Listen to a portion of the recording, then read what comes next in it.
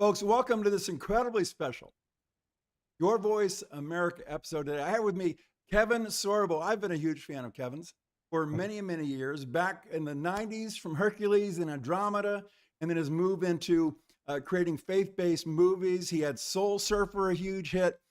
He had God's Not Dead, another huge hit. Many big hits, over $100 million in box office. Kevin, welcome to the show.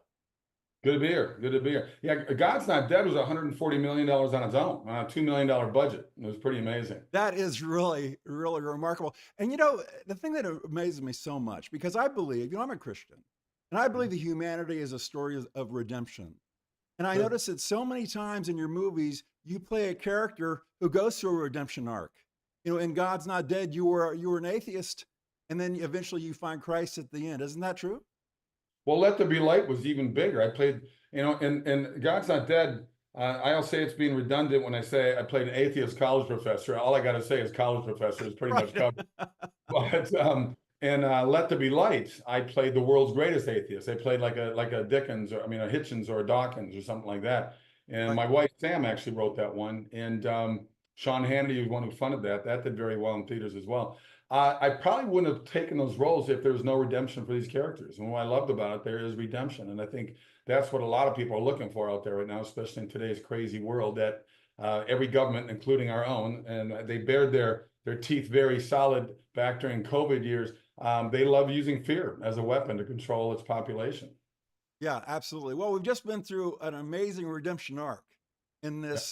this political season. Who would have thought that Trump would have, well, I'll put in quotes, lost in 2020, and then to come back and to go through all those indictments and the assassination attempts and everything, and then win a resounding victory with all of the battleground states? It really is amazing, isn't it? I think it was a God's gift to have him lose the 2000 election Right. when we know he didn't.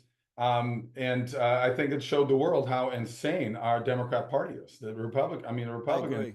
are finally fighting back, and I think we got a lot of rhinos in there too. But it's unbelievable how corrupt our government has become. And what's even more amazing, this whole Trump derangement syndrome, which is certainly real for some reason. The left is very angry at the fact that Musk and his team are showing how much our tax dollars are wasted, are Yeah. stolen, and they're upset about that. That's the thing that blows me away. I said, really? So you're okay with $50 million for condoms in Gaza? It's so bizarre to me that we even have to have these conversations. And what's even more interesting about the left, the flip that they made, if you go back to the 60s and 70s with the whole free love, rock and roll exploding, hippie movement, everything about that those people who are now in their 70s and beyond were the ones that were saying, don't trust the man, and the man meant the government. And now Right. all of a sudden, when COVID hits, all the left are going, you better take the shots or you're against, you want to kill Right. grandma and all this stuff. And I fought back on this because I'm not going to say what state they're from, but they're doctors, friends of mine that I went to high school and college with. They're very big doctors at a very big hospital. And they told me over the phone, we can't say this in public, but everything you're putting on Facebook is true. That six Right. feet was a joke. Masks do nothing. COVID shots are dangerous until we find out about them. They were just like, within a year, they're giving us shots. When you got Fauci in 2017 saying, no, you need 9 years, 10 years, and you really test these things out. But no, now you got to take it right away. Then we see 18-year-old athletes falling dead on the basketball court or the football field.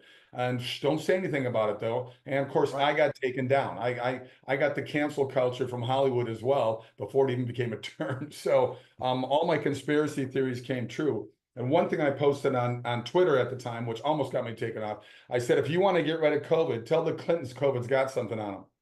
So I would have been the first virus to mysteriously commit suicide. Arkansas. They're going to be Arkansas. Yeah. That's amazing. Well, what amazes me is that now that all this money is being, the money's being cut off from Ukraine, Yeah. all that laundered money from Ukraine. Act Blue's in trouble. Even their lawyers are quitting. Okay. Then we have USAID cut off, and all of a sudden these big network news shows start laying off their high-priced anchors. I was like, I wonder where they were getting the money for their salaries, huh? I think we kind of know. When Zelensky comes out and says there's $100 billion they never received, Right. every time they send a package, where Biden and his cronies sent these packages, I said, I guarantee you, half of it or more is getting funneled back to their offshore accounts somewhere. Absolutely.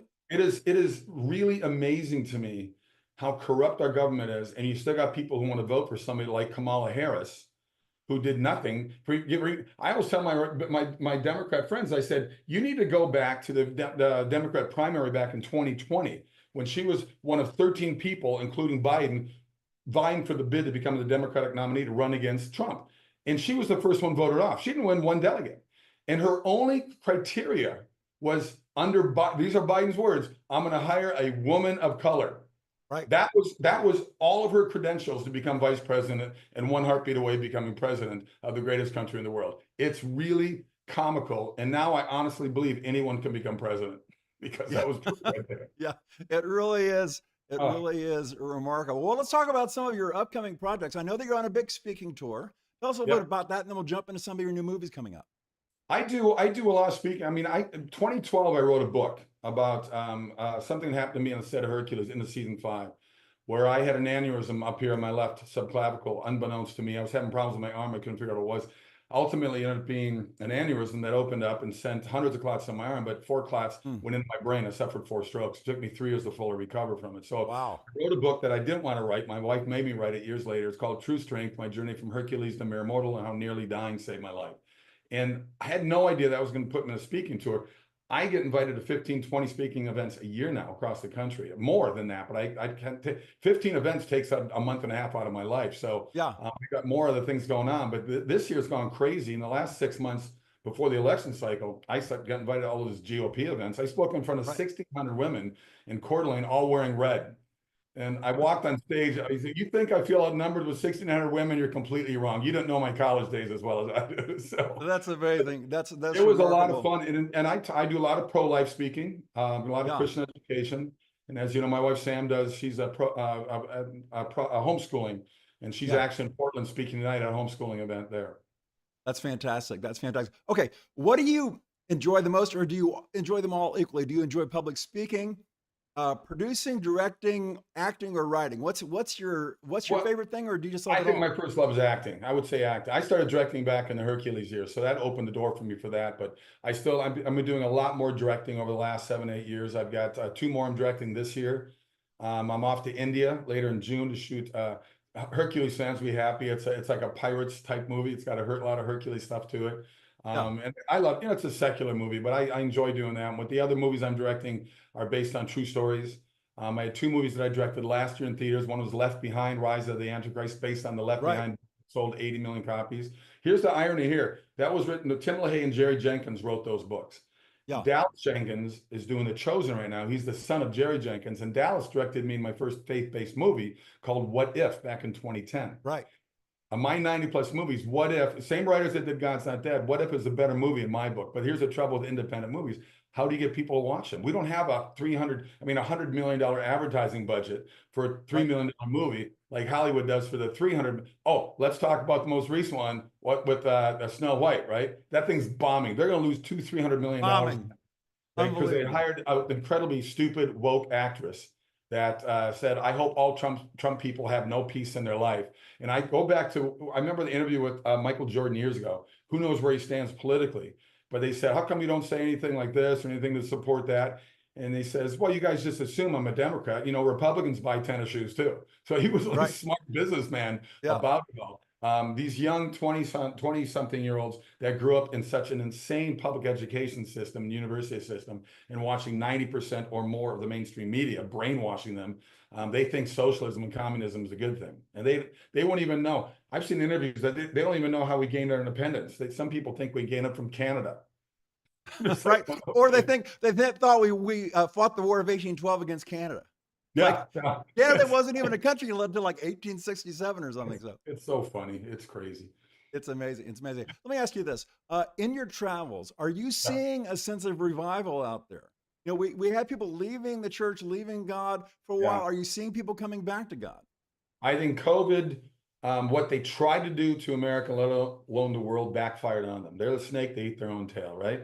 I mean, a lot of people that didn't have faith became very nervous, very scared. Fear factor once again, and they started. You couldn't get them to go to church back then, but when they closed the churches down, a lot of those people went online to listen to churches because pastors were still doing their sermons online.